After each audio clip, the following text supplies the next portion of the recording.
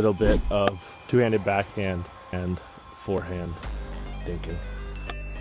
Getting a rhythm going. Picking a square.